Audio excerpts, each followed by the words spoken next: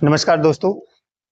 जैसा कि आप सभी जानते हैं कि उत्तर प्रदेश में पीआरडी की वैकेंसी अभी हाल ही में आई हुई है और हमारी साथीगण उस वैकेंसी के लिए बड़े ही आतुर हो रहे हैं। तो उन्हीं सब बातों को ध्यान में रखते हुए हम लोगों ने प्रयास किया कि आपके लिए जो प्रश्न पत्र आने वाले हैं उनकी तैयारियां आप लोगों को करवाई जाए। तो सबसे बड़ी बात तो ये है कि तैयारियां लोग करने के लिए तो आतुर होते हैं, लेकिन उनको ये नहीं पता होता है कि सिलेबस हमारा क्या होगा, कैसे तैयारियां करें और इसका मतलब क्या होता है। तो वैकेंसी का नाम है आपके पीआरडी, जिसको कहते हैं प्रांतीय सुरक्षा बल। इसका गठन जो है 1948 में हुआ था। प्रांतीय सुरक्षा बल का गठन 1948 में हुआ था। तब से लेकर के और आज तक ये बल जो है हमारे लिए कार्य करता आ रहा है। इसका गठन प्रांतों के लिए, अलग अलग प्रांतों के लिए किया गया था, इसलिए इसको प्रांतीय सुरक्षा बल कहा जाता है। तो अब इसकी जो लिखित परीक्षाएं हैं उनमें क्वेश्चन कहाँ से बनने हैं, प्रश्न कहाँ से बनने हैं, हमारे लिए प्रश्न कैसे आ सकते हैं, किस किस कौन कौन सा विषय होगा, तो ये सब सारी चीजें लेकर के मैं आपके बीच आया हूँ और चर्चाएं करते हैं। आज हम आप लोगों को समझाएंगे कि प्रश्न कहाँ से कैसे आने वाले हैं और इसके बाद से कल से आप लोगों की क्लास इसी पर चलेंगी। हम भी सीखेंगे, आप भी सीखेंगे और मेहनत करेंगे कि आप लोग बहुत अच्छे से सफल हों और ये जो सपने देख रहे हैं आप पीआरडी का, ये आपका सफल हो। तो आइए हम देखते हैं कि हमारा सिलेबस क्या क्या है, आने वाला प्रश्न कहाँ कहाँ से होगा, किस किस विषय से होगा, ये सारी चीजें मैं आपको बताने वाला हूँ। तो देखिए, इसमें जो होगा ये 100 नंबर का प्रश्न होगा, 100 ही प्रश्न होंगे और नंबर भी आपके 100 होंगे, जिसमें से आपको 25% अंक प्राप्त करना अनिवार्य है अगर आगे की दक्षता की ओर आप बढ़ना चाह रहे हैं। तो अगर आपका लिखित में, रिटर्न में अगर आपका 25% अंक नहीं आता है तो आप बाहर हो जाएंगे, और यदि आप 25% अंक ले आते हैं तो आगे की ओर जो है, जो आपका फिजिकल होने वाला है, उसमें आप प्रतिभाग करेंगे। फिर तो ये प्रश्न जो आने वाले हैं 100 आपके पास, ये किस किस विषय से कहां कहां से आने वाले हैं ये मैं आपको आज बताऊंगा। तो इसमें देखिए आप लोग, सामान्य ज्ञान के प्रश्न होंगे जो कि पूरे 100 प्रश्न होंगे। इसमें पहला जो आपका टॉपिक होगा ये होगा, ये देखिए, सामान्य विज्ञान। ये पहला होगा आपका क्वेश्चन, आपका सामान्य विज्ञान से आएगा।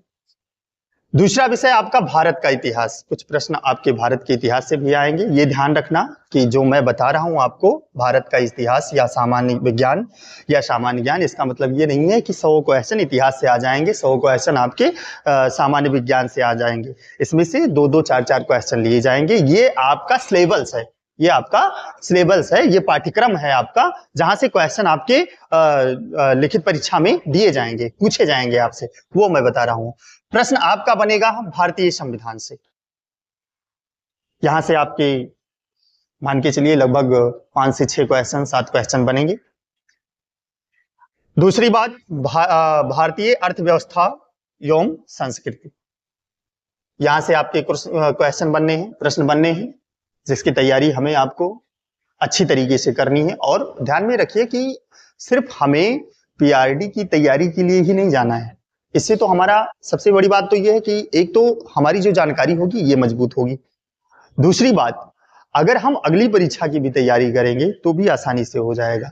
तो इसलिए ये सिलेबस आप जब भी पढ़ेंगे, जो पाठ्यक्रम आप पढ़ेंगे, इसको ये ध्यान में रखना कि हमें आगे की रणनीति भी तैयार करनी है। तीसरा विषय आपका होगा, ये होगा भारतीय कृषि वाणिज्य एवं व्यापार।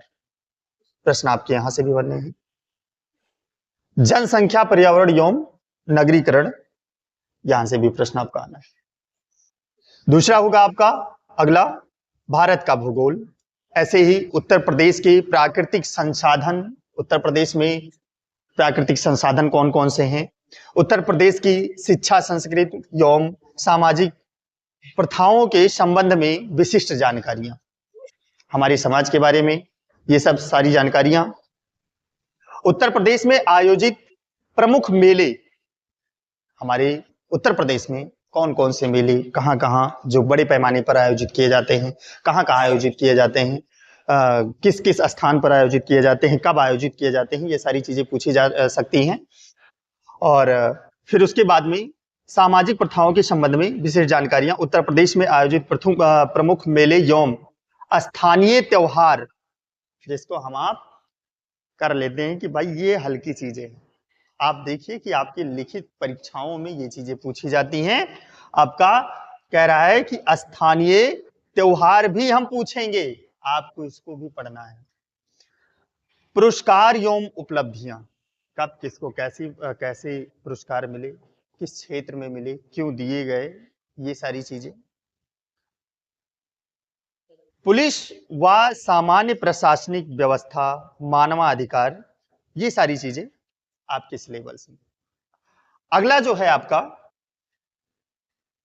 ये है भारत और उसके पड़ोसी देशों के बीच संबंध, राष्ट्रीय तथा अंतरराष्ट्रीय महत्व के समसामयिक विषय।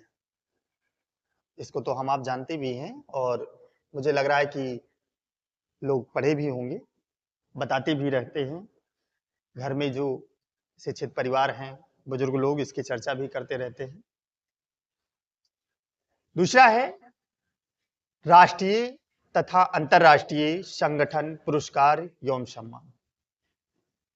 राष्ट्रीय तथा अंतरराष्ट्रीय संगठन, पुरस्कार और सम्मान, इस विषय पर हमें चर्चाएं करनी है। देश, राजधानी और मुद्राएं। देश की राजधानियां, देश के नाम, राजधानियों के नाम, उसमें कौन सी मुद्राएं चलती हैं, महत्वपूर्ण दिवस, मुख्य मुख्य दिवस कौन कौन से हैं, अनुसाधन एवं खोज, पुस्तक और उनके लेखक, जो प्रसिद्ध पुस्तकें हैं उनके लेखक हैं, ये सारी चीजें पूछी जानी है। सोशल मीडिया कम्युनिकेशन, जो आज का सबसे प्रसिद्ध चीज है, उत्तर प्रदेश शासन द्वारा संचालित कल्याणकारी एवं जनोन्मुखी योजनाएं,